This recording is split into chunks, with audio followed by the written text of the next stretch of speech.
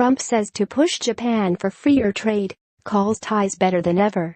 Tokyo, Reuters. U.S. President Donald Trump vowed on Monday to push for a free and balanced trade partnership with Japan after decades of massive trade deficits, but said relations with close ally Tokyo were better than we have ever had.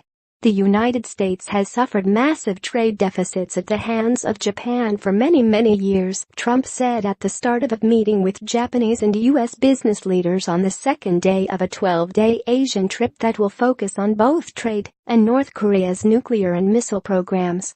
Japanese Prime Minister Shinzo Abe, at the start of a working lunch with Trump, offered his heartfelt condolences for the victims of a gunman who massacred at least 26 worshippers at a church in Texas.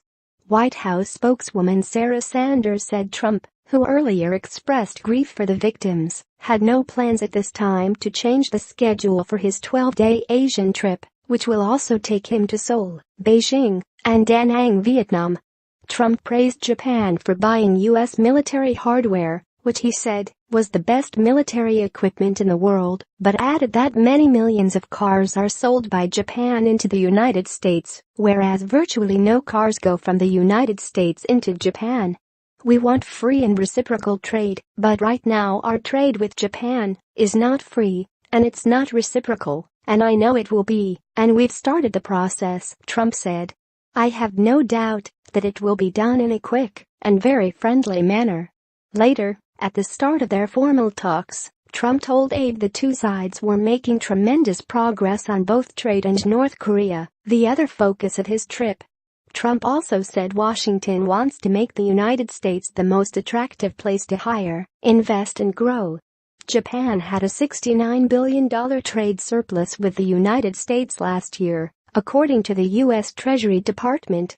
The United States was Japan's second biggest trade partner after China, while Japan was the United States' fourth largest goods export market in 2016. Japanese officials have countered U.S. trade complaints by noting Tokyo accounts for a much smaller slice of the U.S. deficit than in the past, while China's imbalance is bigger.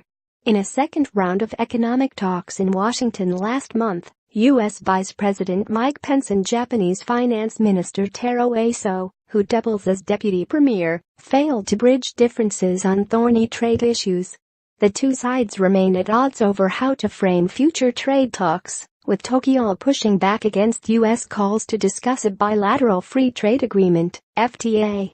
Trump also said that an Indo-Pacific trade framework would produce more in trade, that the Trans-Pacific Partnership Pact pushed by his predecessor, but which he announced Washington would abandon soon after he took office.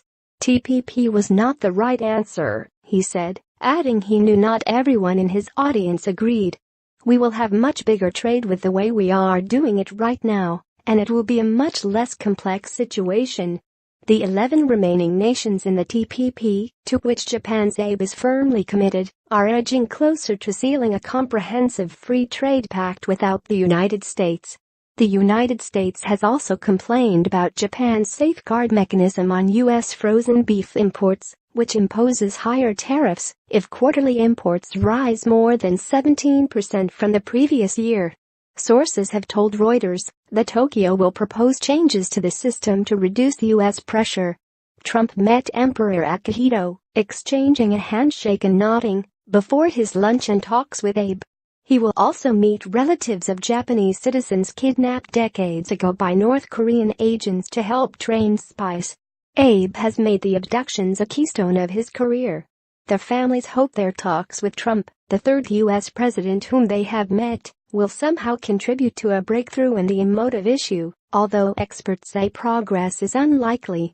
North Korea's recent actions, including several missiles that flew over Japan and Pyongyang's sixth and largest nuclear test, have raised the stakes in the most critical international challenge of Trump's presidency. The U.S. leader has rattled some allies with his vow to totally destroy North Korea if it threatens the United States, and with his dismissal of North Korean leader Kim Jong-un as a rocket man on a suicide mission. Abe, however, has staunchly backed Trump's stance that all options are on the table, including military action, and repeatedly said that now was the time for added pressure not dialogue for the sake of dialogue. Reporting by Steve Holland. Additional reporting.